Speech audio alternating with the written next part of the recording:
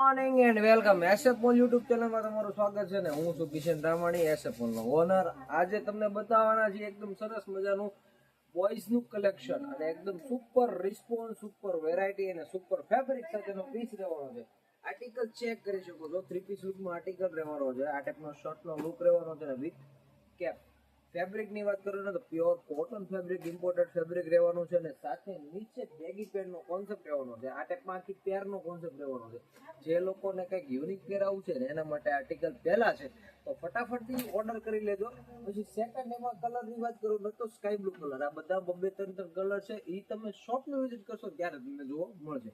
આ second colour તમે check કરી શકો છો અને